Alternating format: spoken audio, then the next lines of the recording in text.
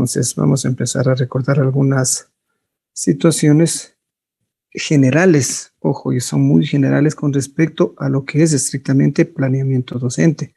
Los contenidos que se encuentran contemplados en planeamiento docente. Me supongo que estás grabando ya, Jonathan. Inge es el encargado de grabar. Ya, perfecto, exactamente, ya, entonces no me preocupo por esa parte. Vamos a empezar revisando la importancia de la planificación, prácticamente, insisto, centrándonos en lo que es el docente, porque recordemos que planeamiento docente, o más bien para nosotros empezar a revisar lo que es planeamiento docente, primero nosotros debemos conocer y recordar las etapas de la planificación, la importancia de la planificación, etapas técnicas de la planificación estratégica en forma general, y luego sí, empezar a trabajar en lo que es específicamente la planificación educativa. Entonces, aquí en este caso nosotros vamos a centrarnos, insisto, en lo que es planificación educativa. Entonces, la importancia de la planificación para nuestros compañeros docentes. ¿En qué radica? ¿En qué consiste? Primero, en forma muy general, muy genérica, podríamos decir nosotros, que permite que nuestro docente tenga un tiempo para pensar en todas las etapas de la clase, del proceso en sí áulico. Entonces, en cada una de las etapas, el compañero docente tiene que reflexionar acerca del qué va a hacer, qué va a proponer, qué herramientas va a utilizar, dependiendo de los modelos educativos con los que trabaje, dependiendo inclusive del paradigma educativo con el que se maneja nuestro compañero docente. Al menos hasta la actualidad, el Ministerio de Educación, ya saben, es mandante. Ojo, mandante en el sentido de qué? En el sentido de que el Ministerio de Educación nos indica las directrices generales que rigen por sobre todo para las instituciones educativas fiscales. Las unidades educativas particulares, fiscomisionales, municipales, tienen un poquito más de flexibilidad, ¿sí? Y pueden escoger un tanto su modelo educativo también, su paradigma de igual manera. Pueden organizar de una forma diferente, en este caso, los contenidos que en la actualidad se encuentran expresados por destrezas con criterios de desempeño. Entonces, muy importante el proceso de planificación que se suele realizar antes de iniciar cada periodo lectivo de las instituciones educativas.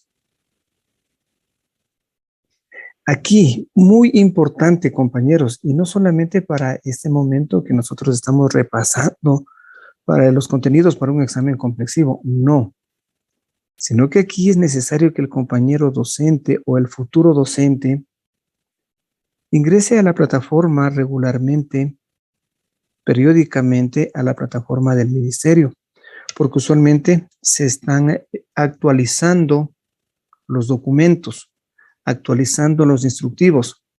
Y fíjense que más o menos casi 2 meses que inició el año lectivo, esto es más o menos por fines de octubre, inicios de noviembre, en el actual periodo se dio a conocer los diferentes currículos priorizados para todo el sistema educativo nacional. Insisto, no obstante de que ya pasó 2 meses o tal vez algo más del inicio de clases. Pero bueno, en todo caso, necesitamos que el compañero docente se forme y se informe, se actualice. Y de acuerdo a los contenidos que van a aparecer acá, nosotros debemos ir adaptándolos, bueno, al menos en este modelo virtual que estamos trabajando aún. Usualmente se dice que para el compañero docente el proceso de planificación, aproximadamente comparándolos con nuestra actividad, resulta una resolución de problemas. ¿Por qué problemas? Porque recuerde que para resolver un problema nosotros tenemos que probablemente leer una, dos, tres, n veces, las que sean necesarias, un enunciado. Hacemos exactamente lo mismo acá en educación. Nosotros vamos a proponer el desarrollo de una destreza y para el desarrollo de esa destreza yo tengo que leer exactamente qué es lo que yo necesito trabajar con mis estudiantes para de acuerdo a ello poder proponer mis actividades. Como enunciamos hace un momento, el formato que se está utilizando actualmente a nivel nacional es el formato constructivista, es el modelo constructivista. Y el formato de planificación micro consiste en desarrollar el proceso experiencial que le llaman unos autores o el proceso del ERCA que le llaman otros autores. Entonces yo debo planificar mis clases de acuerdo a las posibilidades de cada institución educativa. Todas las instituciones son totalmente diferentes. No va a haber nunca una planificación que sirva para 2 instituciones o más. Todas las instituciones tienen particularidades, tienen prioridades, tienen intereses, de acuerdo a la oferta educativa que se indique en los diferentes instrumentos curriculares. Por lo tanto, se debe planificar desde una parte real, conociendo la institución educativa. Obviamente ustedes acá están, y más que seguro, ustedes deben haber realizado una cantidad, una serie de planificaciones ideales. Ojo, ideales. Claro, porque nosotros aún no estamos trabajando, no estamos laborando en una institución educativa. Porque ya cuando nosotros ya nos traslademos a una institución, entonces algo fundamental, posibilidades reales.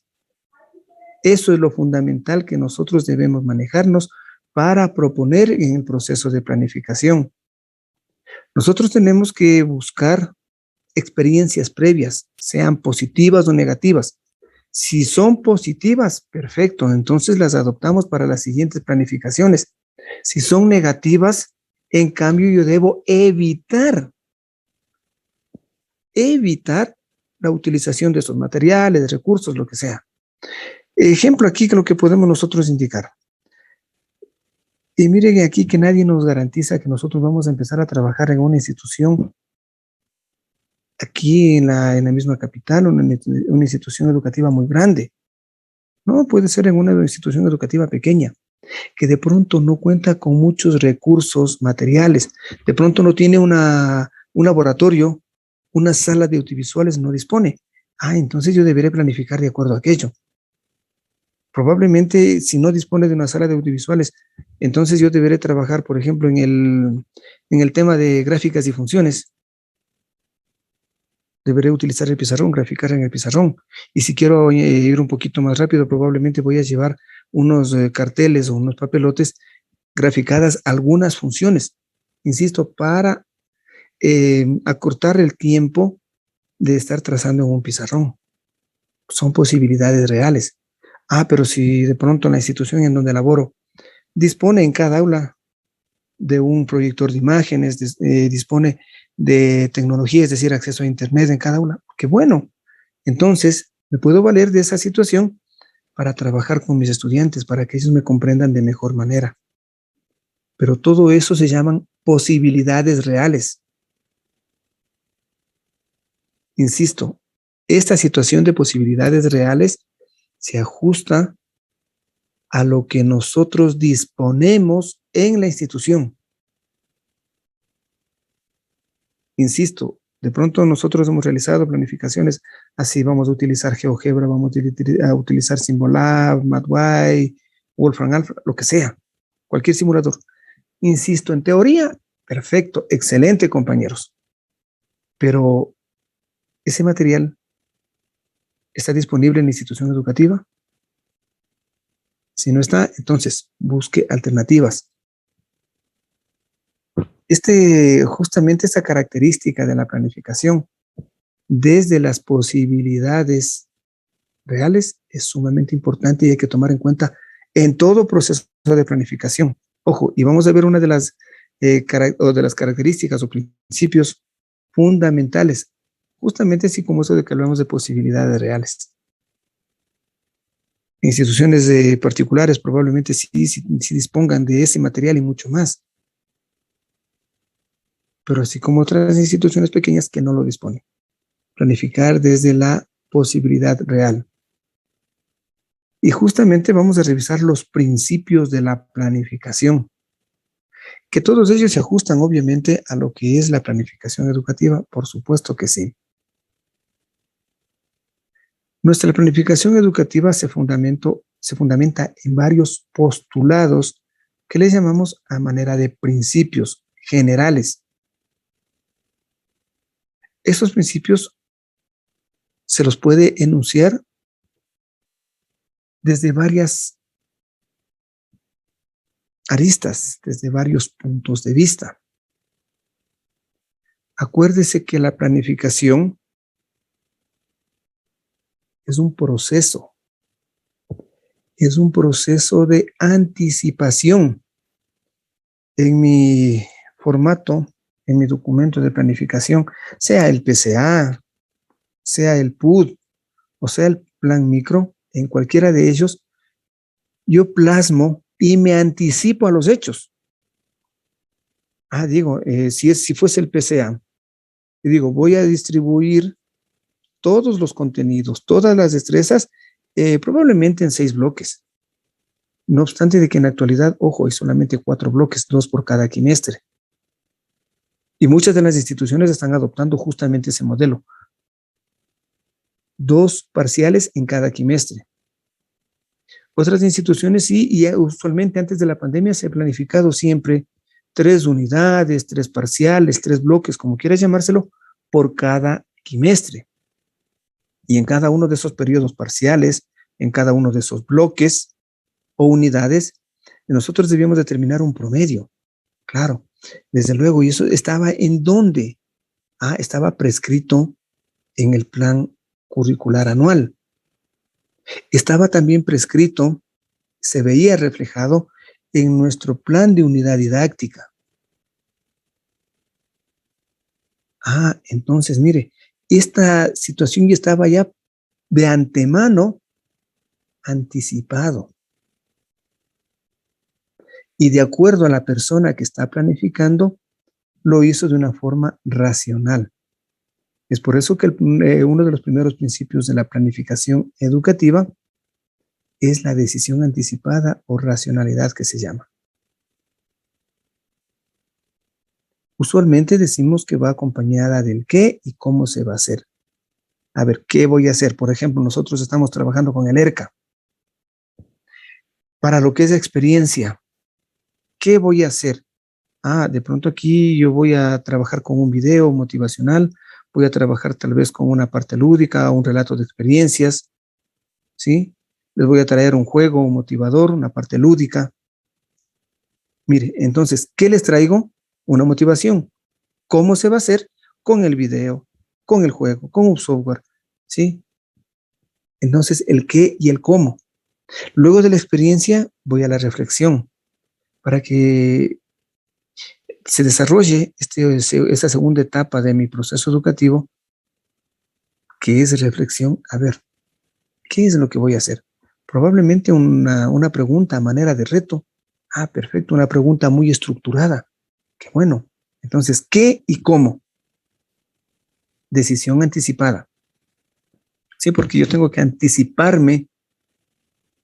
Y aquí justamente cabe el término de que voy a ponerme en los zapatos de mi estudiante. Voy a ser empático con ellos. Claro, porque si les planteo una pregunta, a ver, ¿cuál es la respuesta que yo espero? ¿Cuál es la reacción que espero de mis estudiantes? Entonces, ¿qué pasa si mi estudiante me entendió? ¿Qué pasa si no me entendió? Y de muchos de ustedes van a acordarse los famosos diagramas de flujo que se realizaban entre primero o tercer semestres. Y es bueno utilizarlo aquí. Si un estudiante me entiende, excelente. Pero ¿qué pasa con el resto? No me entendieron. A ver, busquemos. Si me entiende por mi primera opción, qué bien, continúa el proceso. Si no me entiende, busco opción B, perdón. Y si no, busco una opción C. Ah, pero mire, todas estas decisiones necesariamente son anticipadas. Lo que es el compromiso. Acá usualmente con el compromiso ya sabe usted, cuando usted planifica, debe fijarse fechas. A ver, voy a planificar el PCA. Para la unidad 1 le voy a designar 7 semanas. Para la unidad 2 veo que los contenidos son un poquito menos, 6 semanas. Para la unidad 3, aquí es mucho menos destreza a desarrollar, 5 semanas. Entonces, el compromiso de fijar fechas, fecha de inicio, fecha de ejecución y finalización usualmente. No obstante de que en educación la fecha de inicio y ejecución usualmente son iguales, son las mismas. Entonces, este principio de compromiso, acá nosotros lo planteamos. Nosotros como docentes, porque nosotros estamos elaborando la planificación. Recordándole que el PCA usted usualmente lo desarrolla con un grupo de compañeros. Usted no lo hace solo, usualmente. Obviamente cuando son instituciones pequeñas o muy pequeñas, qué pena, ahí sí le toca a usted solo, probablemente actualizar el PCA, mejorar el PCA, cambiar el PCA, proponer otra secuencia en el PCA. Sí, pero insisto, siendo una institución pequeña le corresponde a usted solo. Siendo una institución grande es diferente. Entonces, cada vez que usted dice, a ver, 7 semanas para una unidad, para la otra 6, para la otra 5, como sea el orden. Entonces nosotros nos estamos imponiendo fechas. Hasta cierto punto nosotros mismos nos hacemos un autoanálisis, examinamos el grupo con el que debo trabajar y de acuerdo a aquello, propongo fechas. ¿Sí? Entonces, este otro principio de compromiso se maneja en ese sentido. Y como dice aquí sí depende, para fijarme fechas, mucho depende de la institución educativa. Mucho depende de aquello. Habrá instituciones educativas inclusive que de pronto durante el año planifican 36 semanas. Está correcto, porque lo único que le han restado son las 2 semanas que está prevista para evaluaciones trimestrales y 2 semanas de imprevistos, por ejemplo. Ya, está bien. Habrá instituciones educativas que planifican no 36, sino 34, 33 o 32 semanas. De acuerdo, porque de pronto tienen 2 semanas previstas para lo que es evaluaciones trimestrales.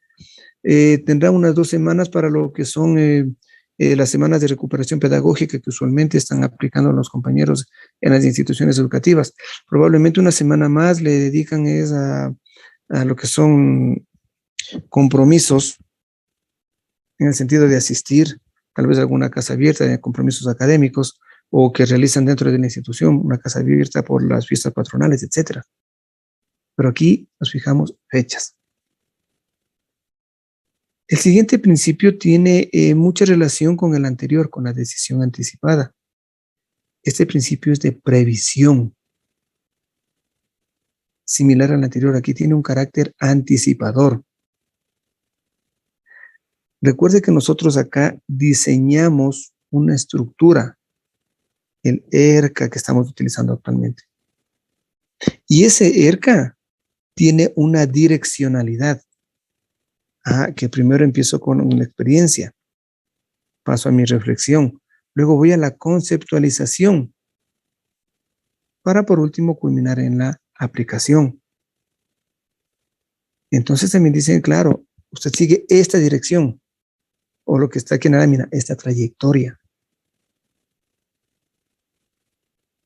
Pero usted es quien lo propone, quien lo realiza. quien lo ejecuta.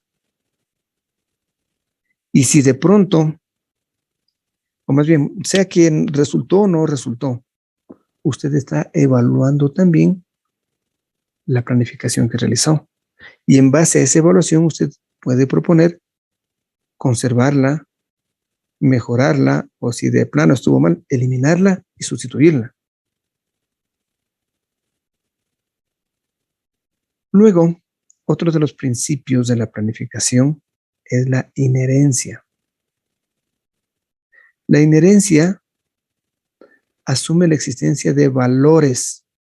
Ojo, aquí, por sobre todo, vamos a hablar de valores en inherencia. Parece que antes estaba en las láminas, me parece que está la continuidad.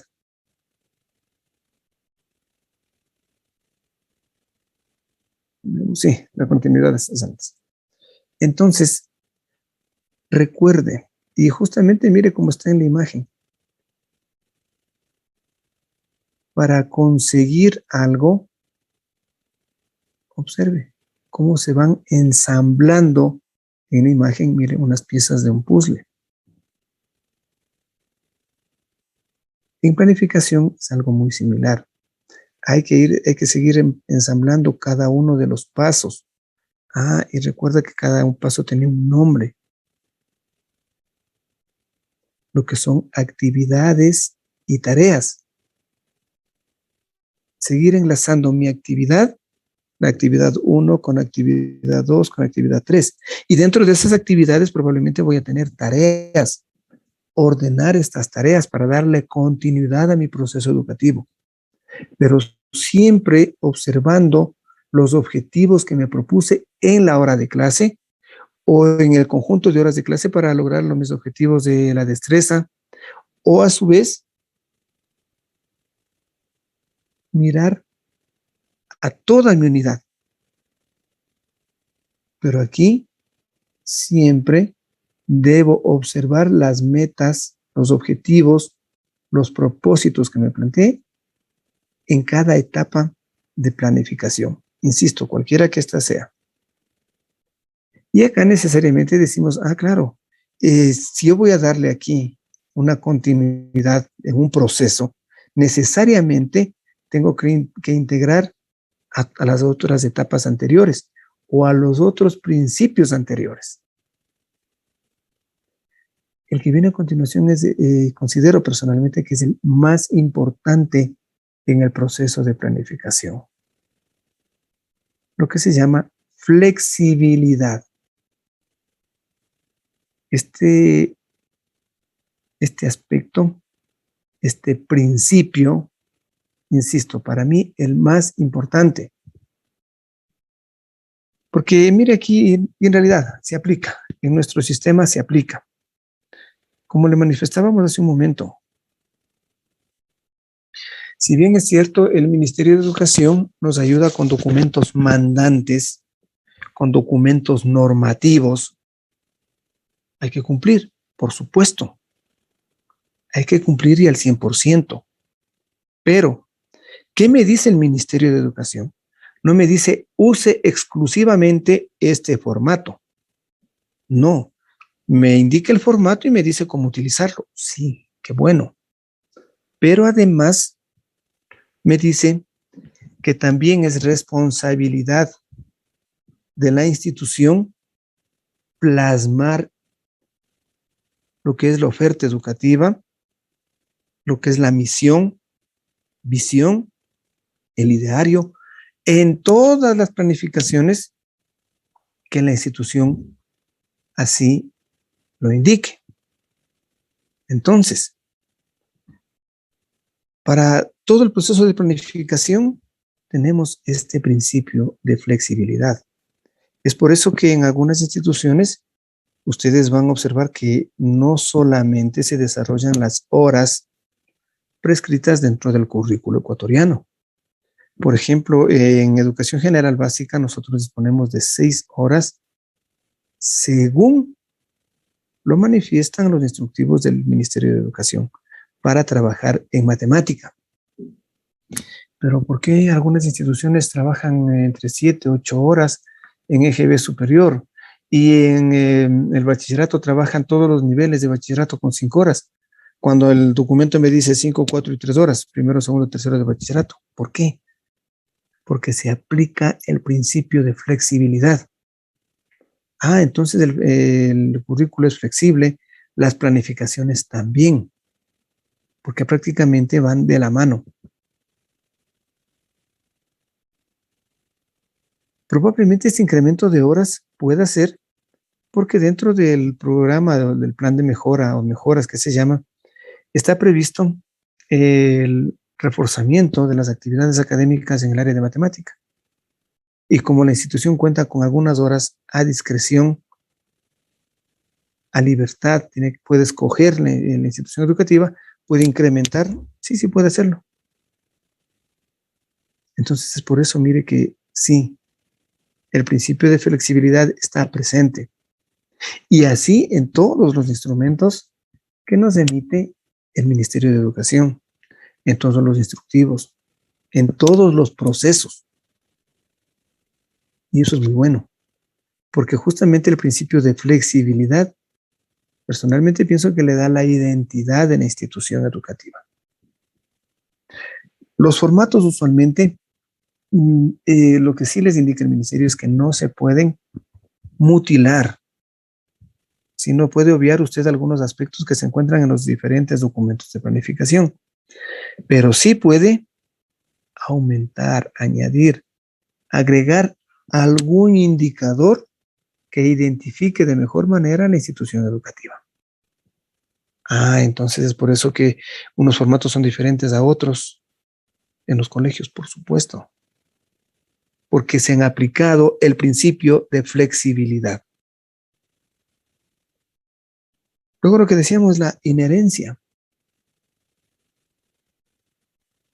Inherente significa que está asumiendo algunos valores.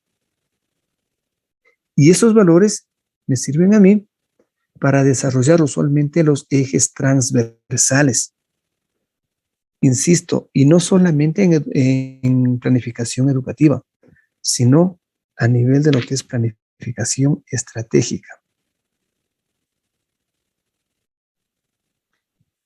Estos valores no es otra cosa que criterios que nos sirven para desarrollar un proceso, desarrollar todo un proceso. Y aquí las personas, al menos que de pronto ya están trabajando o ya tienen algo de experiencia en lo que es educación, claro, estos valores se los practica o se los resalta en cada unidad de planificación. Claro, a manera de ejes transversales. En nuestro caso, la inherencia en nuestra área tienen valores específicos. Claro, entonces eso lo revisamos en la proyección curricular ecuatoriana. Están manifestados, ¿sí? Entonces únicamente practicarlos. Y de la misma forma, en las diferentes unidades de planificación, seguirlas plasmando.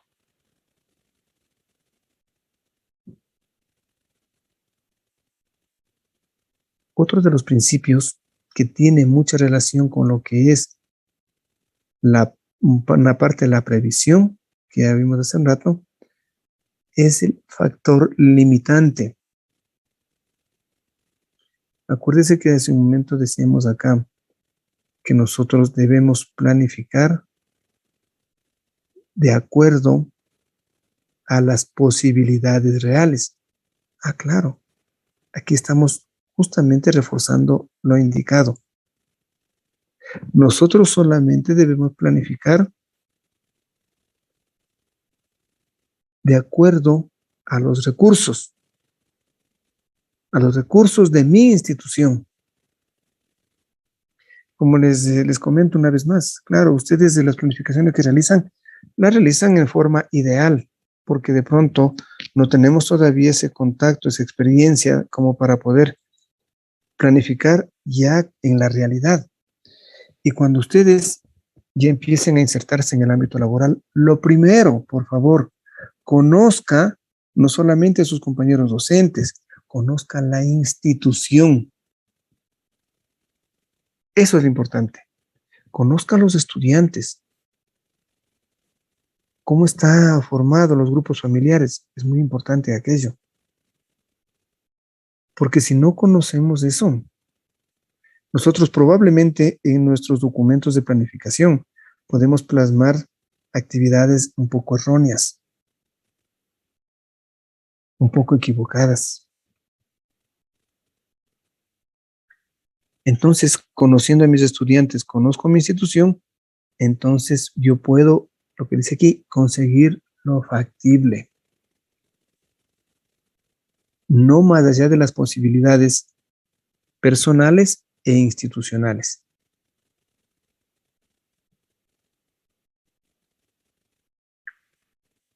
Otro de los principios de la planificación educativa es el principio de universalidad. ¿Por qué? Porque el principio de la planificación debe estar presente en toda actividad que tiende a la realización de un proceso.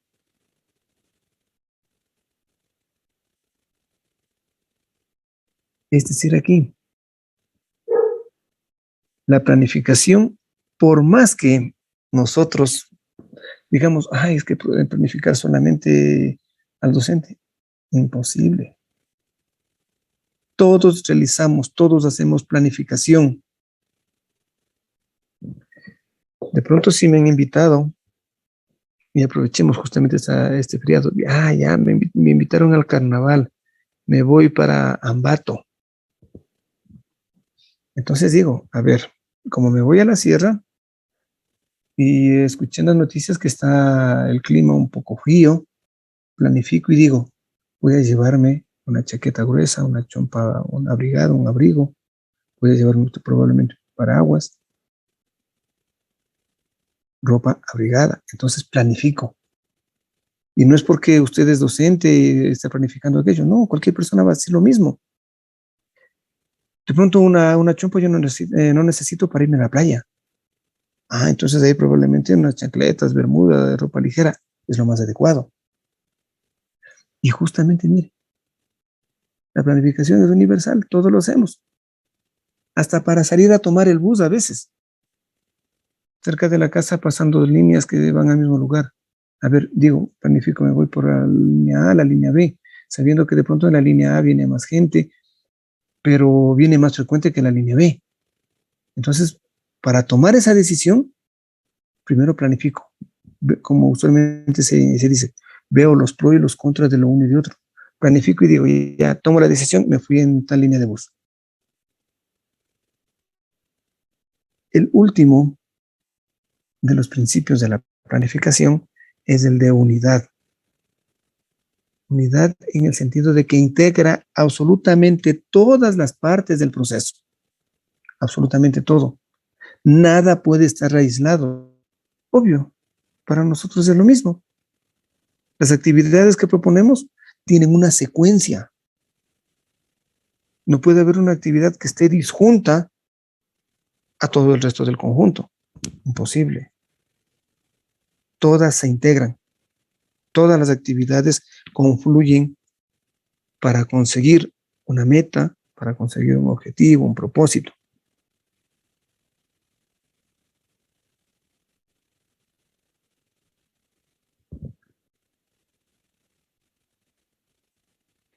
Recordemos las etapas de lo que es la planificación educativa.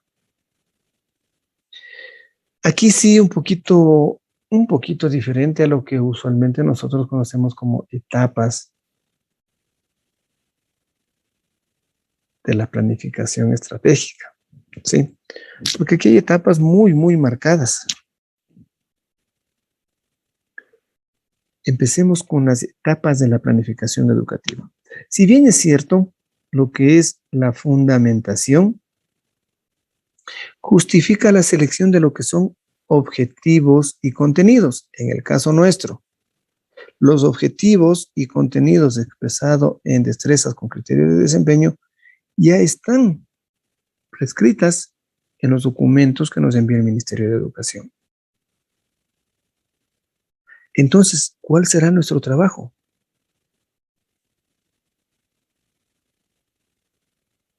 De todo ese cúmulo, de ese conjunto de destrezas con criterios de desempeño, yo debo seleccionar las que probablemente voy a trabajar o desarrollar en las diferentes unidades.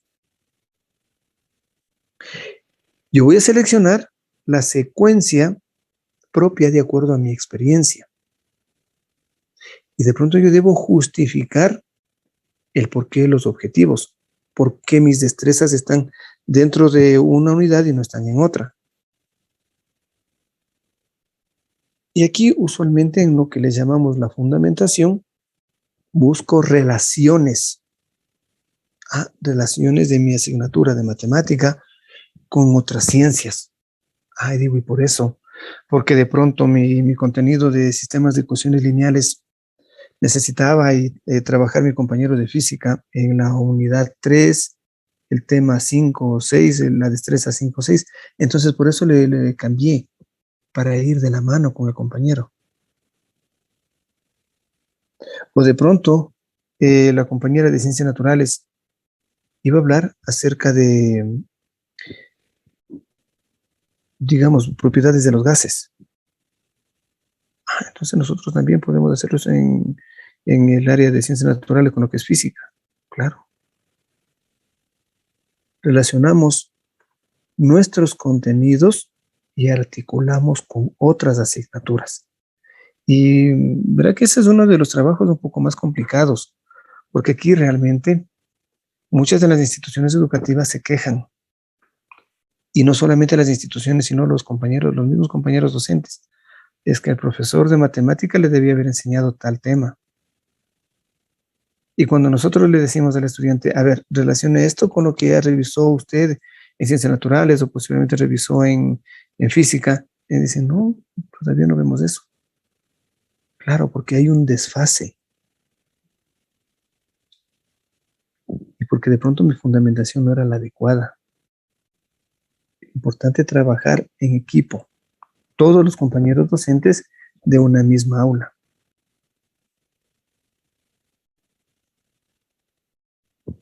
La siguiente etapa, luego de que ya fundamenté el por qué seleccioné objetivos y contenidos, ahora sí, es justamente lo que son objetivos.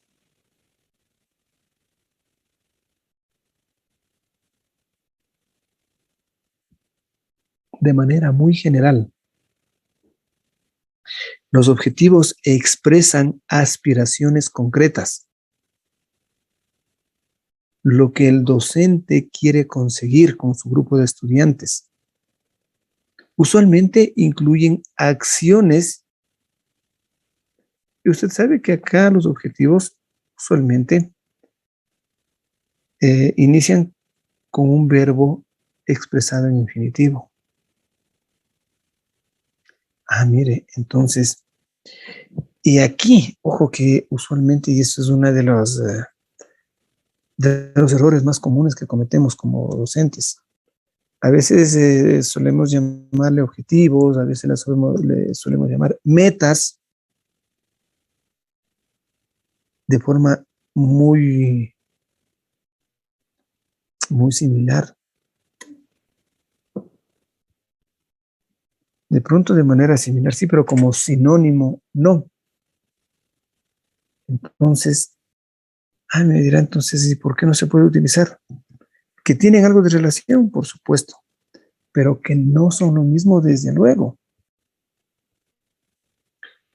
Acuérdese que el objetivo es mi aspiración, lo que yo pretendo conseguir. Y usualmente lo expreso de una manera cualitativa. Nuestras metas que yo pienso alcanzar, que yo pienso lograr con mis estudiantes, las manifiesto de manera cuantitativa. Entonces la meta de pronto para esta sesión que tenemos en este momento será que mis estimados estudiantes recuerden el 100% de los contenidos que estamos acá desarrollando. A recordar el 100%. Mire, cuando le adjunto a mi expresión una cantidad numérica, usualmente expresada en porcentajes, entonces estoy proponiendo una meta. Cuando me manifiesto acá con mis aspiraciones, probablemente para conseguir un logro, estoy expresando de una forma cualitativa, entonces me estoy expresando mediante un objetivo.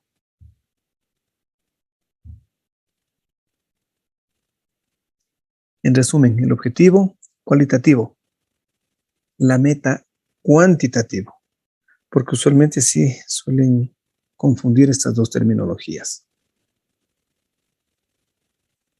Acá los objetivos, ustedes por suerte han pasado por todo un proceso de lo que les llamamos la práctica preprofesional docente, en donde ustedes vienen elaborando planes de clase desde cuarto semestre.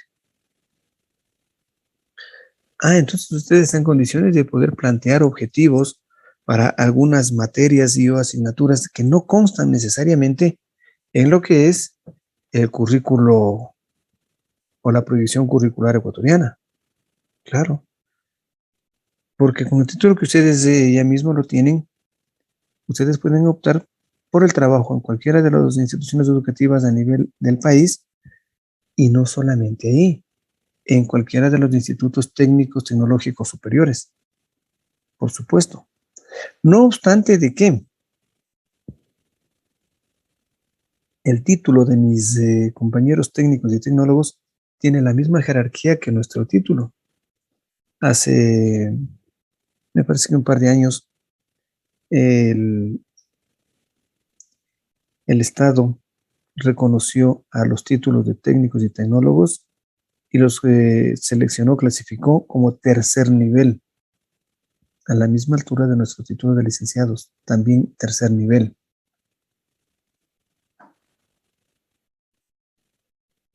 Pero la formación es un poquito diferente. La formación de nuestros compañeros técnicos, 2 años, tecnólogos, 3 años. En el caso nuestro, 4 años y medio. Entonces, ese tiempo extra en donde se han profundizado conocimientos hace que usted tenga esa posibilidad. Y cuando de pronto vamos a trabajar en una institución de educación superior, me voy a encontrar con materias que de pronto yo no he visto, no he revisado. Y tengo que plantearme objetivos, tengo que plantear metas, tengo que plantear indicadores. Entonces ahí está justamente el trabajo que estamos aquí observando. Y ustedes ya lo han hecho, por suerte. Vienen planteando objetivos desde cuarto semestre. Y estoy en condiciones de plantear objetivos de acuerdo a los contenidos, de acuerdo a la realidad, de acuerdo a mis indicadores. Luego de los objetivos, ahora vienen ya los contenidos. Insisto, por el momento, los contenidos que debemos desarrollar en la proyección curricular ecuatoriana están expresados en destrezas con criterio de desempeño. Y fíjese que aquí han venido cambiando los nombres, pero en sí se ha ido añadiendo más elementos al contenido. Hace unos 30 años, un poco más tal vez, existían unos libritos, unos 2 libros exactamente, uno de color celeste, el otro de color rosado. Esos libros contenían lo que se llamaban los planes y programas de nivel medio. El rosado contenía todo lo que nosotros vamos a trabajar durante el año lectivo en las diferentes materias, y obviamente constaban los contenidos de octavo, noveno y décimo para matemática. Entonces para nosotros era una herramienta indispensable. El otro libro obviamente tenía los contenidos para primero, segundo, tercero de bachillerato y se incluían los contenidos de matemática. Luego del término contenidos, se pasó y se dice, ya no vamos a desarrollar contenidos, no es correcto desarrollar contenidos, vamos a desarrollar habilidades. Bueno, respetando obviamente los gobiernos que en su momento han ido proponiendo otros nombres, otras formas de pensar, otros puntos de vista, ya dejaron de ser contenidos y pasaron a ser habilidades. Y asimismo había diferentes niveles de las habilidades. Pero, ¿qué eran las habilidades? Los contenidos expresados mediante una acción. Nada más. Después de habilidades, se subieron al grado de competencias. ¿Y qué era mi competencia? Era el contenido conjugado con la acción y además, aquí viene a darle un cierto alcance. Se propuso un alcance en ese tiempo y eso se llamaba competencia. Y que de pronto les clasificaron en competencias básicas y en competencias profesionales. En su tiempo lo hicieron. La gente que estuvo al frente del Ministerio de Educación lo propuso de esa manera. Y como es mandante el Ministerio de Educación, el resto no teníamos más que aceptarlo, revisar un poco la teoría y trabajar con ella.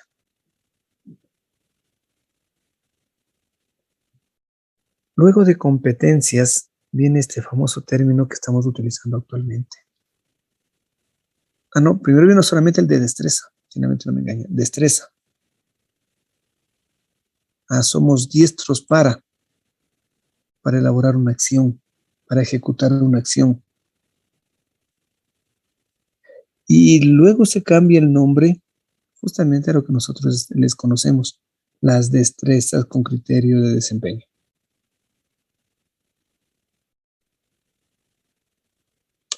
Entonces, mire, ¿qué contiene mi destreza? El contenido.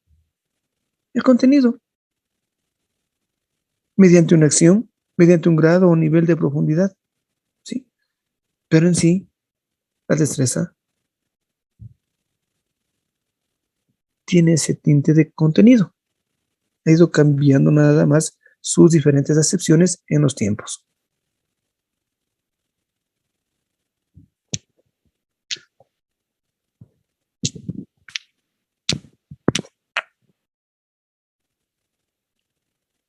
Como nos dice acá en la lámina, mire, ¿qué son los contenidos?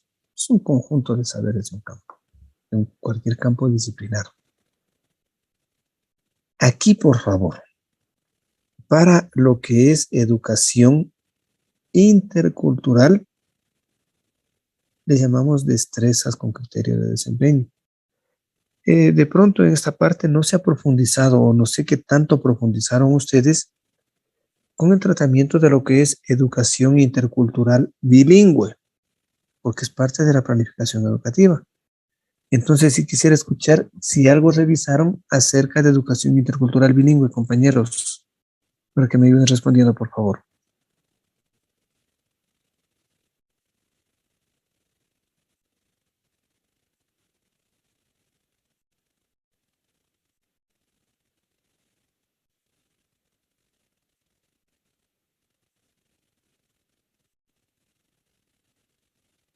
Ya, pero yo me refiero estrictamente a planificación dentro de la parte intercultural bilingüe.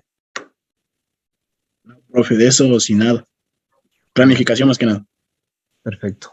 Ya, justamente, bueno, en todo caso, esa parte, si de pronto no está previsto, si dentro de lo que es planificación educativa, dentro de lo que es la evaluación de complexivo. Pero de pronto, esto les puede servir para los compañeros que por cualquier razón puedan empezar a trabajar en educación intercultural bilingüe.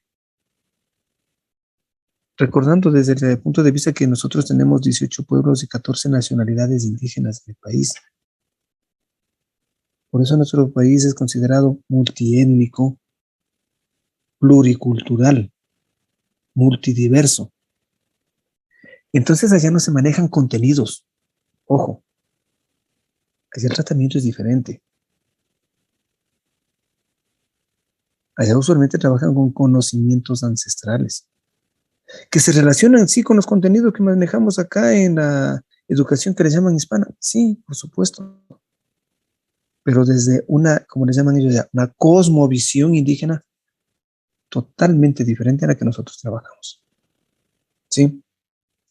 Entonces, bueno, si no han revisado esta parte, más para conocimiento de usted. Inclusive los formatos de planificación, hay algunos que son diferentes. Y si alguien ha revisado justamente lo que es la educación intercultural, a ver que son dos cosas, dos mundos distintos, dos polos opuestos. Justamente invitarle para que usted revise esa documentación. Nuestros contenidos usualmente se organizan y secuencian de acuerdo a la experiencia del compañero docente o de los compañeros docentes que proponen la planificación. Entonces, como les decíamos un momento, de todas las destrezas que yo debo desarrollar con mis estudiantes y que constan en los instructivos del Ministerio de Educación, yo debo seleccionar todas las que voy a desarrollar en la unidad 1, 2, hasta la unidad 6. ¿Cuáles van a ser los temas, subtemas, o lo que se les llama usualmente los ejes temáticos que voy a desarrollar en cada etapa, en cada unidad?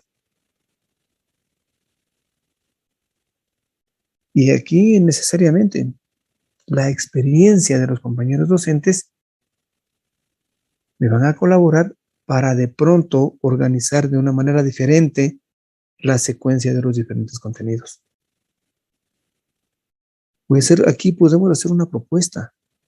Y miren, es por eso que usualmente se escucha y nos consta, personalmente lo digo así. A veces vienen chicos para que les asesore en alguna parte, un aspecto matemático, chicos de colegio. Cuando todo o la gran mayoría está desarrollando la unidad 2 del texto, del libro de texto que me facilita el Ministerio de Educación, ellos no están en la unidad 2, están trabajando probablemente en unidad 5, unidad 6, y luego regresan a la 4, y luego se saltan a la 3, y luego regresan a la 2. ¿Pero por qué hacen esto los compañeros docentes? Porque la experiencia le dice que la secuencia del texto, del libro de texto de matemática del Estado, no es la adecuada. Y puede decir con toda autoridad aquello porque él conoce, el docente trabaja con los estudiantes y sabe cómo van a reaccionar, sabe cuál es la mejor secuencia para desarrollar los contenidos. Y nosotros podemos cambiar o modificar aquello, claro, cambiar el orden, modificar, decir aquí, empecemos con unidad 1 del texto, pasamos a la unidad 5, regresamos a la 3, luego vamos a la 6, regresamos a la 4 y terminamos en la 2. Muchos de los compañeros docentes hacen aquello, pero de acuerdo a su experiencia, bajo ciertos fundamentos que el compartir de los años le puede otorgar. La siguiente etapa, todo lo que se considera material. Los materiales educativos. Aquí lo primero, lo que nos emite el Ministerio de Educación, libros de texto. Acá podemos añadir fichas, guías,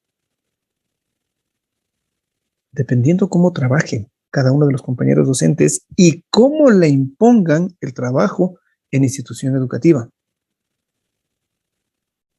Porque justamente, miren, una reunión hace poco nada más, conversábamos que algunas instituciones se manejan con guías, no obstante de que tienen o disponen del libro que les facilita el Estado. Pero ellos tienen una visión diferente de lo que es una guía metodológica. Entonces es una propuesta nueva, diferente. Nueva no tanto, diferente sí. Porque con guías se ha trabajado desde hace muchísimo tiempo atrás, que cada vez van mejorando la presentación, el enfoque, los contenidos de las guías, por supuesto. Nosotros también podemos hacer guías para trabajar con matemática. Si la institución educativa le exige, pues tendrá que hacerlo. Si yo necesito un material didáctico, dispongo, claro, puedo trabajar con ese material didáctico. Material didáctico en la actualidad, justamente lo que estamos aquí utilizando. Una presentación.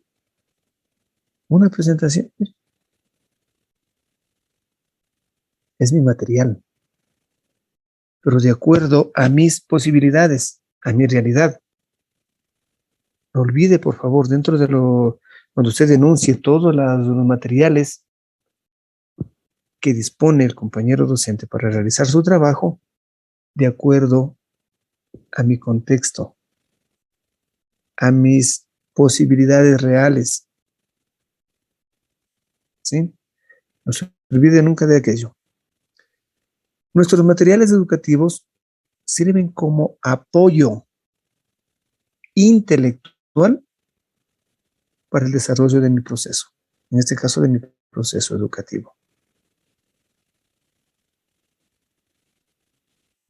Como vemos aquí en la imagen, mire, el lunes un ábaco, por ahí aparecen las regletas de Cucinere que están adaptadas a prismas, a Somontangram, sí, todo aquello se considera material educativo.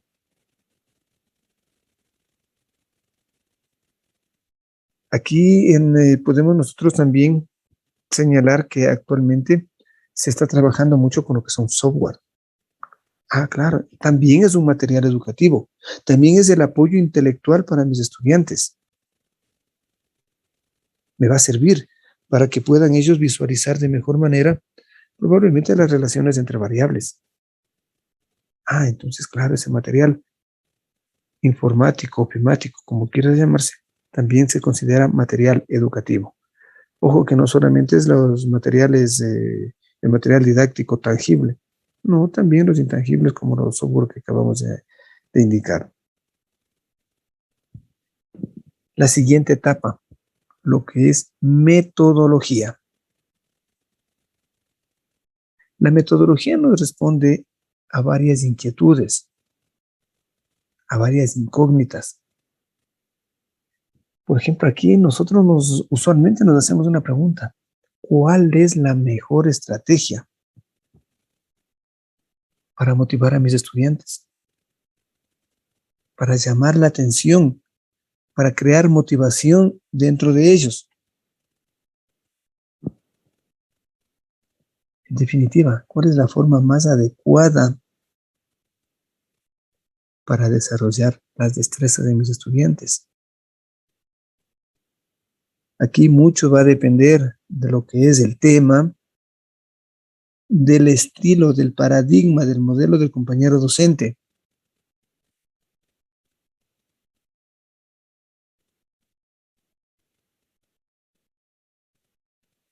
Porque más que obvio, si voy a desarrollar un tema, por ejemplo, tomemos un tema de octavo, si voy a trabajar con operaciones con números enteros, probablemente ese material no me va a servir para trabajar con operaciones con números reales o complejos, ¿no?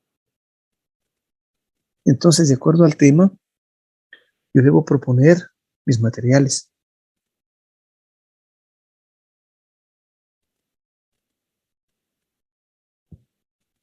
El punto importante: ¿de qué manera aprenden mis estudiantes? Mientras más conozco a un grupo humano, voy a conocerlo de mejor manera.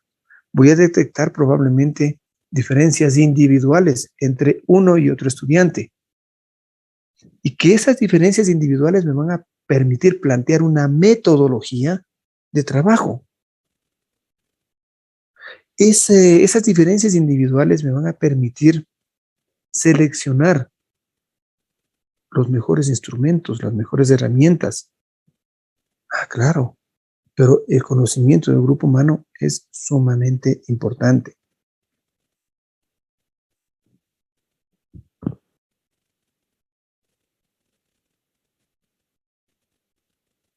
Siguiente etapa: evaluación.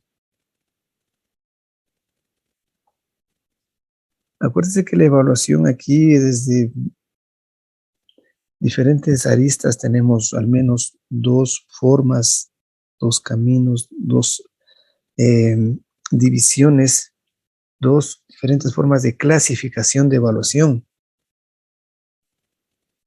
Por una parte aparece lo que es de acuerdo al momento en evaluación diagnóstica, formativa y sumativa, y de acuerdo a las características de implementación, autoevaluación, heteroevaluación y coevaluación, ¿sí?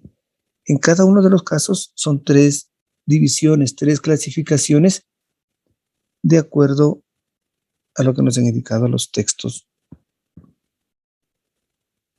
con esta información, ¿sí? Pero en sí, dos clasificaciones, pero son tres formas de evaluación.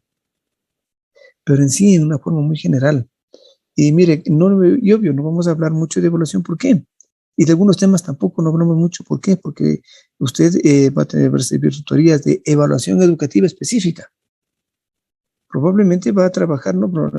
Tiene que trabajar en lo que son las didácticas. Ah, entonces ahí está involucrada la metodología, los materiales. Cuando trabajó en provisión curricular, estaban los contenidos. Regularmente, y de paso les comento, estimados compañeros, a la materia de planeamiento casi no se hacía acompañamiento en el complexivo con planeamiento. ¿Por qué? Porque en el planeamiento se plasma mucho de lo que ya se ve en las otras cátedras. Ah, por eso es que usualmente no se daban tutorías de planeamiento. Pero no hay problema, podemos nosotros indicarles aquí en forma muy general. Porque, insisto, evaluación, por ejemplo, ya evaluación educativa y de los aprendizajes, o evaluación de los aprendizajes institucional, viene luego. Pero en forma general decimos que la evaluación describe y recoge datos de nuestra práctica educativa. De acuerdo a esos datos, una vez analizados, condensados, representados, nosotros podemos emitir un juicio de valor, es decir, tomar decisiones. Si veo que mi ambiente educativo está marchando de acuerdo a lo planificado de una manera correcta, perfecto. La decisión, ¿cuál es? Continuar con el mismo proceso educativo. Por el contrario, si yo evidencio, luego de mi análisis y representación de los datos, que no está funcionando como debe ser mi proceso educativo, entonces aquí debo tomar decisiones para mejorar. De pronto los instrumentos de evaluación que estoy aplicando no son los adecuados. Puede ser. De pronto acá la secuencia no es la correcta porque no pude o no logré enlazar unos y otros contenidos, unos y otras destrezas. Por eso que hubo un desfase y mis estudiantes probablemente no me entendieron, no relacionaron y no logré afianzar algunos prerequisitos que necesitaba para desarrollar otra destreza. Entonces tomo la decisión. Y aquí hay un sinnúmero de herramientas justamente para realizar todo el procesamiento de mis datos que yo conseguí mediante evaluación.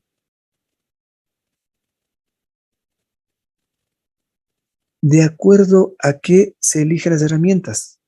Usualmente de acuerdo a los propósitos, de acuerdo a los propósitos de la evaluación. La última de las etapas es o consiste en lo que se les llama la bibliografía. En lo que es la bibliografía, nosotros vamos a indicar que usualmente tenemos dos fuentes bastante grandes. Se considera bibliografía a nuestros documentos.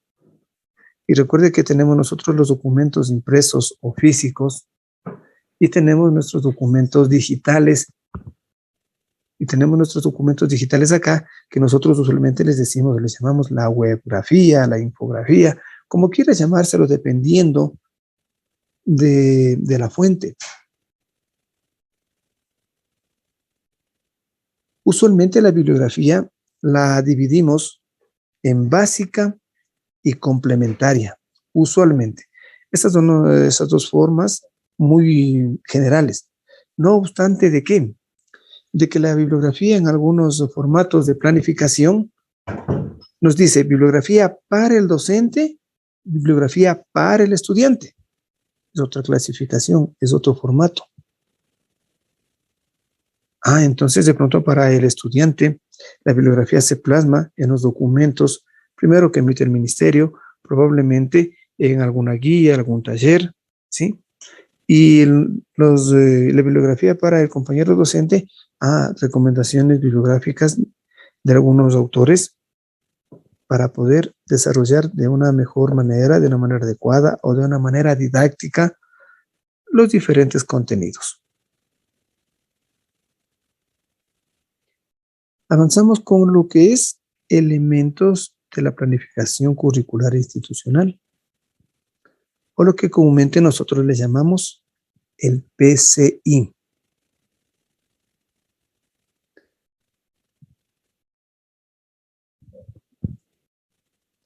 Acá el PCI no es otra cosa que nuestro plan curricular institucional, que se ubica en el segundo nivel de lo que es la planificación educativa, o lo que también se le suele decir en el segundo nivel de la concreción curricular. Nuestros elementos del PCI se consideran aspectos que ustedes ya vienen analizando desde los primeros semestres.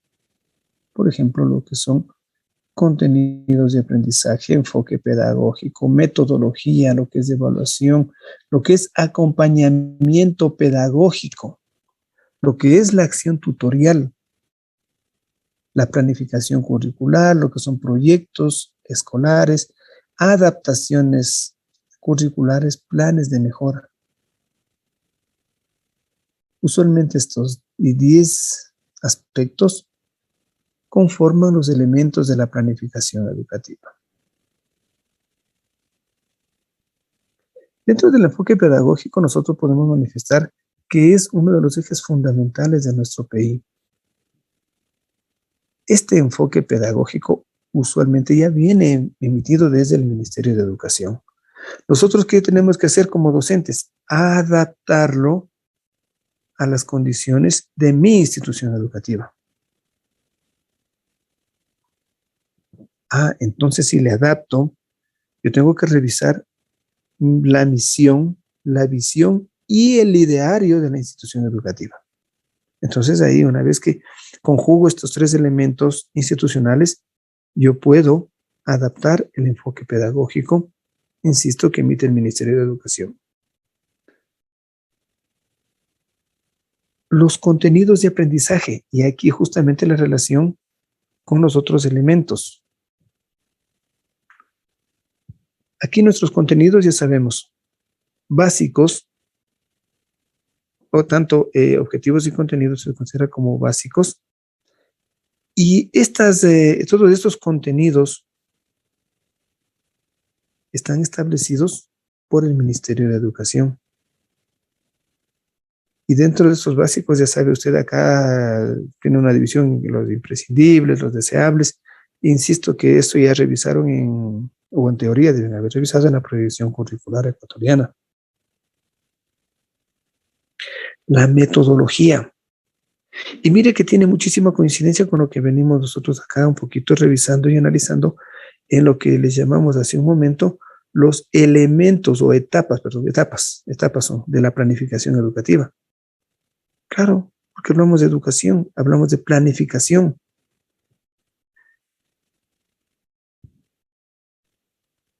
Acá, la metodología, ya sabe, todo lo que se llama proceso, procedimiento, Aquí necesariamente es fundamental el conocimiento de los estudiantes, conocer a mi grupo humano, para en base a ello plantear, proponer la metodología más adecuada que se pueda ceñir, que se pueda regir a las características de mis estudiantes. Nuevamente aparece lo que es evaluación, pero dentro del PSI aparece la evaluación. Si bien es cierto, los documentos del Ministerio de Educación nos guían mediante líneas generales. ¿Cómo nosotros podemos conseguir, cómo nosotros podemos proceder para evaluar los aprendizajes?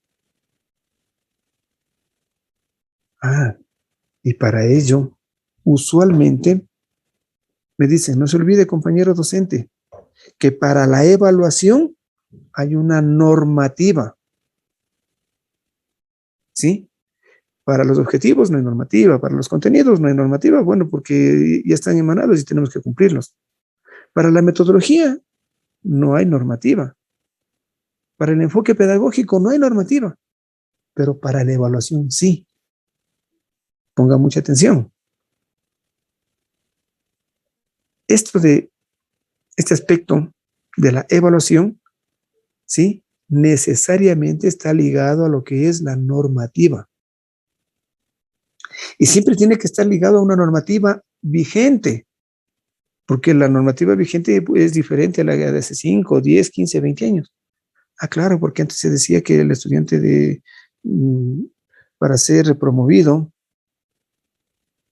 debía desarrollar sus conocimientos, sus destrezas durante 3 periodos trimestrales, y que de pronto antes tenía que dar un examen final, que se consideraba lo que es un suspenso, un aplazado, etcétera.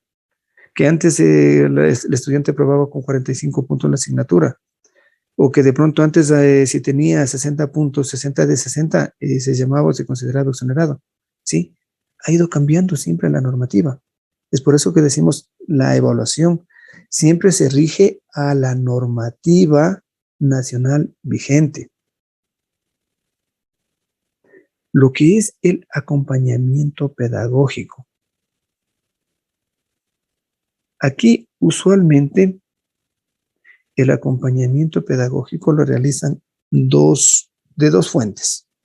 Uno, el compañero representante o máximo representante de la parte académica de mi institución, probablemente el vicerrector académico, o el coordinador de la comisión técnico-pedagógica. Entonces, usualmente, acuérdese, le realiza una visita áulica, una observación áulica, le dice. En donde el compañero representante académico observa la clase que usted está dando.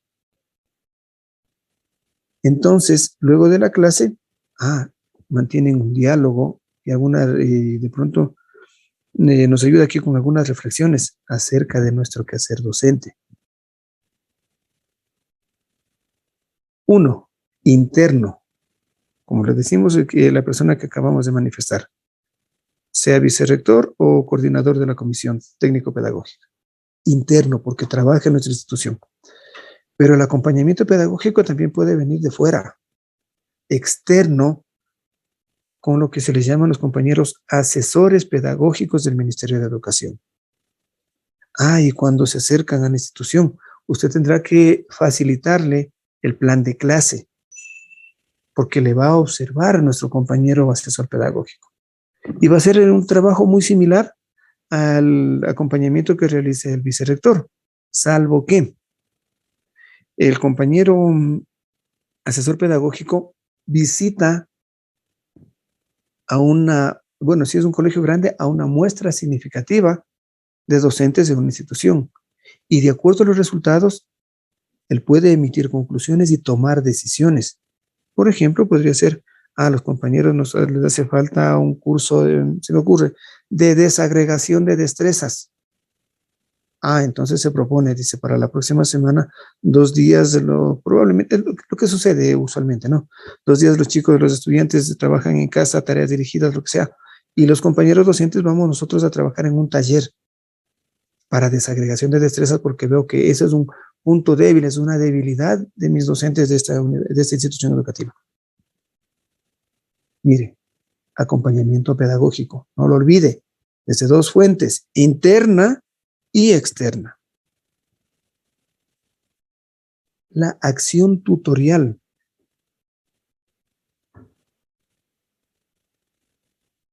Acá le llamamos nosotros lo que es acción tutorial a la estrategia que está dirigida, que está visualizada al acompañamiento académico, pedagógico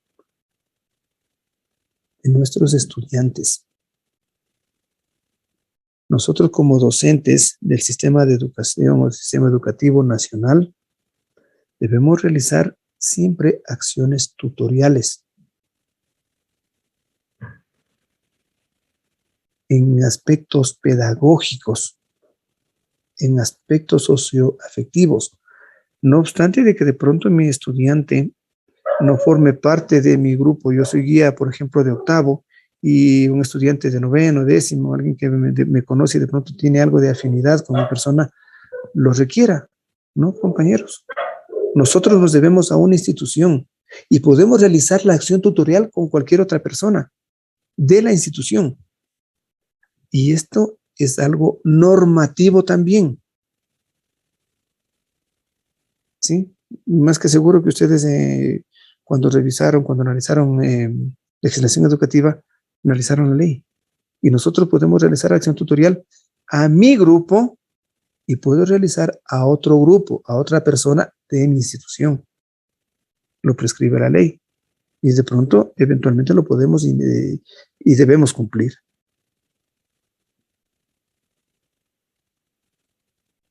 Aquí justamente nuestro trabajo en este recordar lo que es la planificación curricular,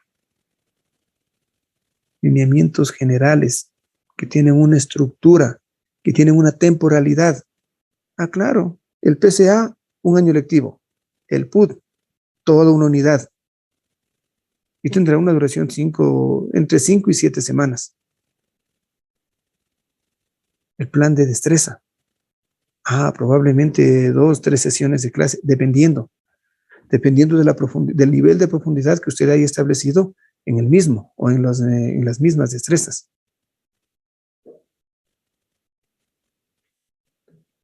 Todo aquello confluye en nuestra práctica diaria, nuestra práctica pedagógica, que usualmente lo decimos. Otros de los elementos del PCI son los proyectos escolares que nosotros debemos desarrollar como docentes de una institución educativa. Los proyectos escolares, llamados de esa manera, están emitidos a manera de estrategias pedagógicas que contribuyen a relacionar la teoría con la práctica. Y usualmente dicen que son tendientes a mejorar los aprendizajes de nuestros estudiantes. Acá lo mismo, se aplica el principio de flexibilidad. Los proyectos escolares usualmente del Ministerio de Educación, entre 2 o 3, sí, que son mandantes, que se deben cumplir y desarrollar, pero le dejan abierta la posibilidad de que cada institución educativa plantee sus propios proyectos escolares. Entonces, mire, se aplica el principio de flexibilidad y de pronto le van a decir, señor profesor docente de matemática, háganos una propuesta de proyecto escolar para que usted trabaje con estudiantes de entre octavo y décimo. Entonces tiene que estar preparado para aquello, porque es parte del PCI, es uno de los elementos del PCI. Algo fundamental, y que esto ustedes me supongo que igual un poco más adelante van a trabajar con lo que son adaptaciones curriculares. Este es un tema sumamente amplio, porque tenemos nosotros aquí adaptaciones curriculares para estudiantes que presentan necesidades educativas específicas asociadas o no a la discapacidad. ¿Sí? Sí se ha de recordar esto, bueno, como digo, deben recordar un poco más adelante. Pero estas adaptaciones curriculares, acuérdese, yo no las hago solo, no. Primero que las trabajamos en conjunto con todos los compañeros docentes de mi aula, de mi curso, bajo los lineamientos que me ayude el compañero, compañera del DC, porque ellos son los profesionales que saben cómo manejar estas situaciones de necesidades educativas. Nosotros tomamos las herramientas que ellos nos sugieren y las vamos adaptando. En el caso nuestro, la matemática, adaptarán también de pronto a lo que es lenguaje, a lo que es ciencias naturales, sociales, etcétera. Pero nosotros, lo primero, solicitar el asesoramiento de nuestros compañeros del DC. Y luego, de todo un cúmulo de herramientas, de todo un cúmulo de instrumentos que me va a facilitar el compañero, yo elijo uno de ellos, dos de ellos o tres y los adapto con mis contenidos y trabajo con el estudiante que presenta algún tipo de necesidad educativa específica. Y por último, lo que son los planes de mejora o plan de mejora o planes de mejoras, que también se llama, no es otra cosa que una propuesta que se plasma luego de la autoevaluación institucional. Entonces, en estos planes de mejora constan algunas actividades pendientes y tendientes a mejorar la calidad educativa y se promueve la oferta educativa de la institución. Entonces, usualmente cuando empiezo a trabajar en una institución y voy a colaborar con el PCI, yo debo observar los planes de mejora. A ver, ¿qué se propusieron en los planes de mejora? Entonces, cumplamos. Aquí dice que la parte pedagógica de nuestros compañeros docentes no es de la mejor. Entonces, propongamos que la autoridad promueva cursos de capacitación. O de pronto, si no es para todos, al menos que 2 o 3 compañeros representantes de las áreas puedan salir a capacitarse y luego vienen a la institución a multiplicar sus conocimientos. Sí, pero ¿por qué puedo hacer esto? Porque se encontraba prescrito en el documento llamado planes de mejora. Para avanzar, vamos a revisar el plan curricular anual, que usualmente se le llama o se le conoce como nombre nada más de PCA. Si bien es cierto, aquí nos dice el plan, el PCA corresponde al tercer nivel de concreción curricular, en algunos documentos del mismo ministerio nos dice que corresponde al segundo nivel, que es el institucional. En algunos dice segundo, otros dice tercero. ¿Sí? Aquí, obviamente, alguna apreciación de pronto adjuntado con algún texto. ¿Sí? Pero usualmente le ubican en el segundo nivel. No obstante, ¿de qué? De que la información que ustedes aquí observan la descargamos del último instructivo que se tiene para elaborar las planificaciones. Entonces, PCA se encuentra en el tercer nivel de lo que es concreción curricular. En este PCA, ¿sí? Nosotros aquí vamos a organizar la secuencia dividida en diferentes unidades, en diferentes bloques, en diferentes parciales. Entonces, este documento nos va a orientar primero con una secuencia adecuada. Luego, ¿qué metodología yo puedo aplicar para cada bloque? Porque recuerden que dentro del mismo bloque usualmente no se mezclan los diferentes contenidos, de pronto de funciones, la parte de estadística, de geometría, ¿sí? Usualmente son disjuntas. Es por eso que también nosotros nos proponemos desarrollarlas en una cantidad diferente de semanas. Usualmente, lo que nosotros decimos que este PCA, que nosotros lo elaboramos antes del inicio de clases, debe necesariamente ser cubierto en un 100% durante el año lectivo, durante las 40 semanas que nos indican los documentos normativos del Ministerio de Educación. El PCA usualmente contiene los siguientes elementos en donde se van a desarrollar de acuerdo a las características de cada asignatura. Los bloques de generales al inicio contienen una información tipo membrete, que usualmente lo llamamos datos informativos. Aquí en el grupo de datos informativos nosotros escribimos el nombre de la institución, el nivel educativo, el nombre de todos los compañeros docentes que colaboraron en la elaboración del PCA, todos. Porque como le dije al inicio, usualmente el PCA lo elabora es un equipo, salvo el caso de instituciones muy pequeñas que lo elabora un solo compañero docente o lo actualiza un solo docente. ¿Sí? En el mayor de los casos es un grupo, es un equipo en el que trabaja en este aspecto. Y aquí, en el momento en que seguimos detallando los datos informativos, debe constar el área. Acuérdense que el área, en nuestro caso, podemos ubicarle en dos aspectos. Uno, debido a nuestra formación. Uno, puede ser en el área de matemática. Cuando nosotros trabajamos con matemáticas, sea en IGB superior o BG1. O el otro, en ciencias naturales. Ojo, cuando nosotros trabajamos en física. Acuérdense que física está dentro del área de ciencias naturales. Justamente por eso que no les borré el resto. Antes solamente nosotros pertenecíamos al área de matemática. Matemática y física era una sola. Ahora no. Tendré en cuenta ese detalle, por favor, compañeros.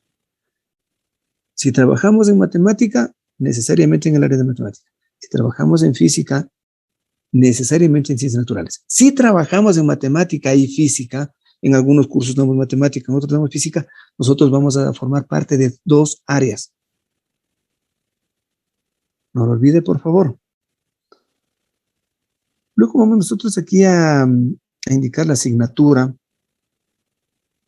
De pronto si es si es de educación sumamente regular y que sigue todos los preceptos del ministerio y no se sale de aquello, sí, probablemente se trabaja con la misma proyección curricular. Pero ojo que muchas instituciones educativas, por sobre todo en los niveles, en lo que es bachillerato, en los diferentes cursos, como se tiene acá, si la mente no me engaña, 25 horas o 20 horas son a discreción, no recuerdo bien el número en este momento, las instituciones pueden proponer la creación de algunas materias a discreción que se llama de la institución y puede tomar algunas optativas que le indican los documentos del ministerio.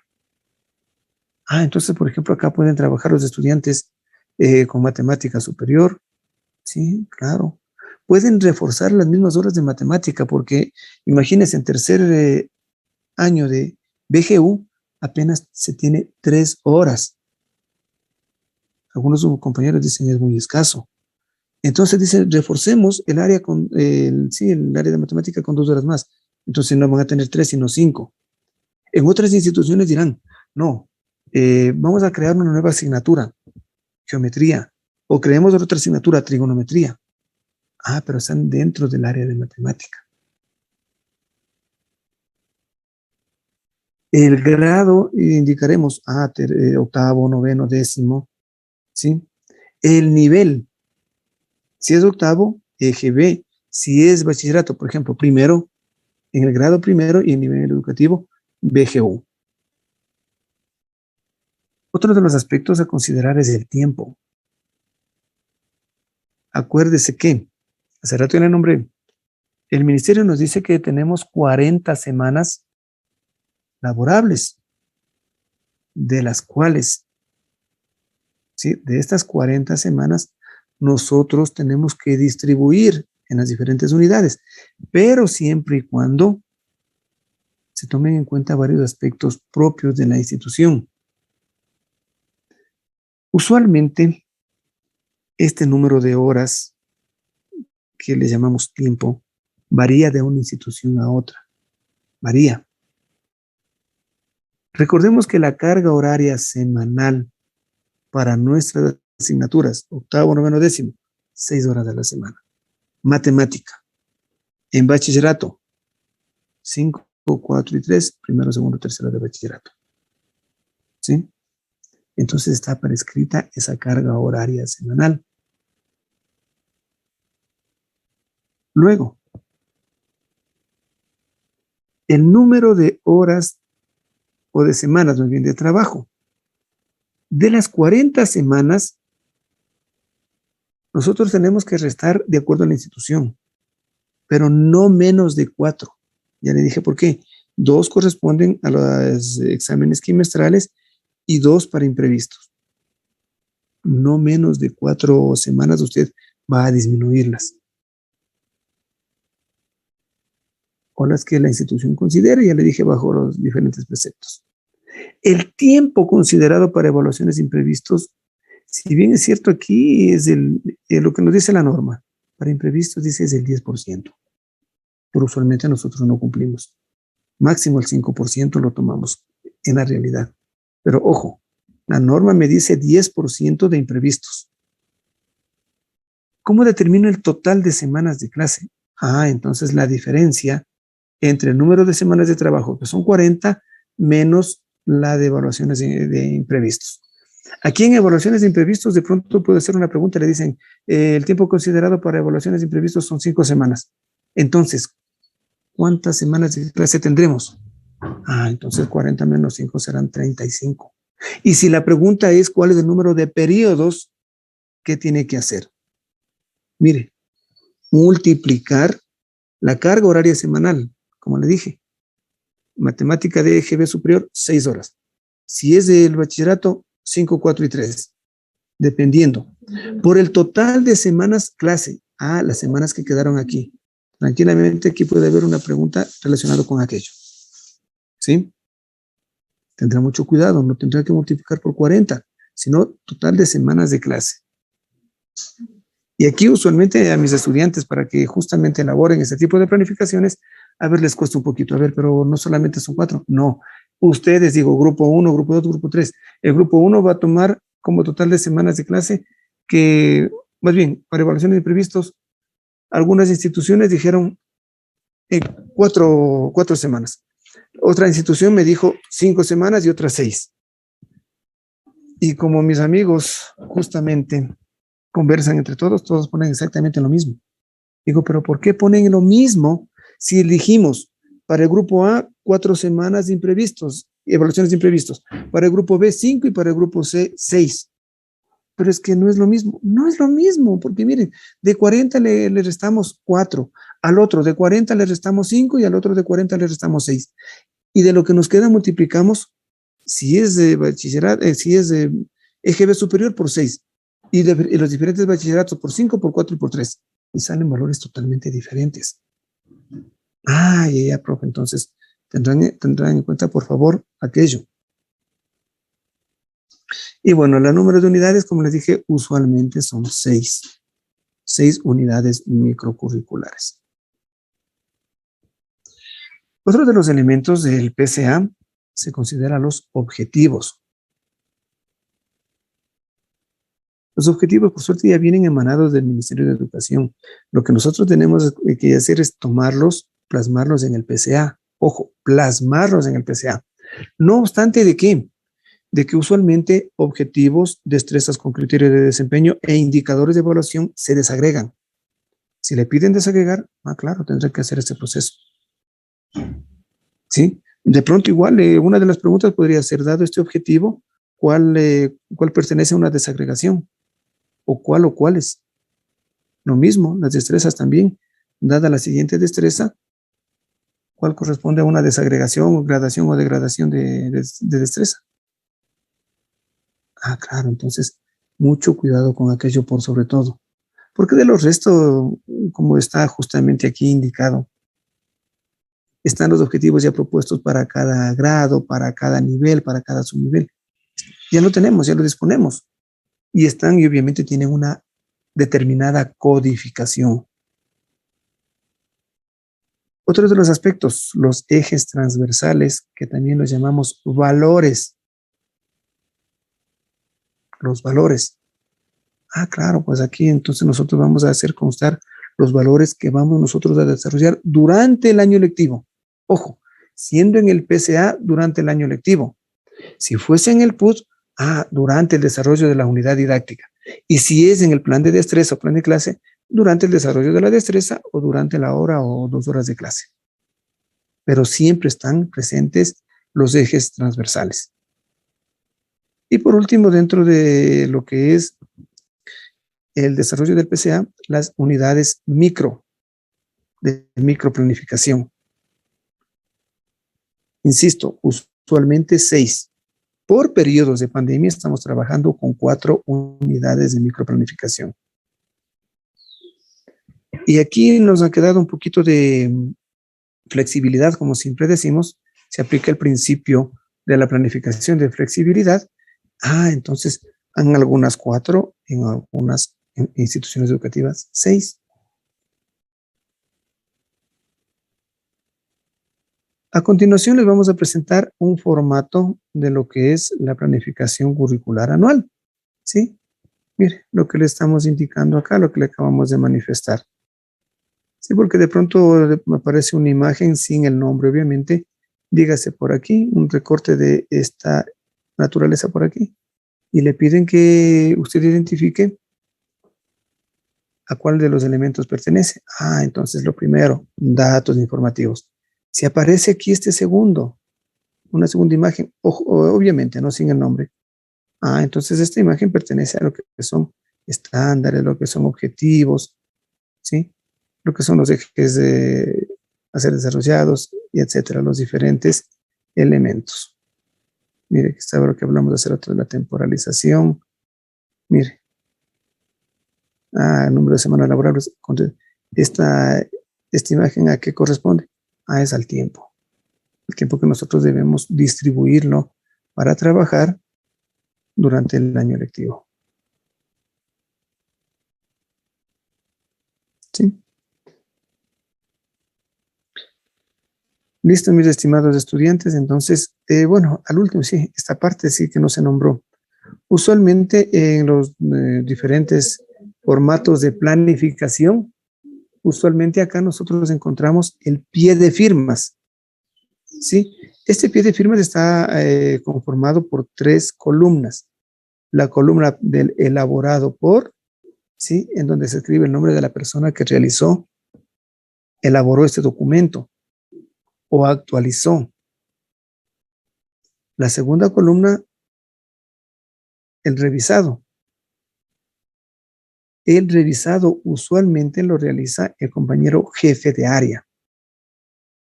Y el aprobado, aquí lo realiza la máxima autoridad académica de la institución educativa. Entonces aquí esta última partecita que se añade es el pie de firmas. Listo, mis estimados compañeros.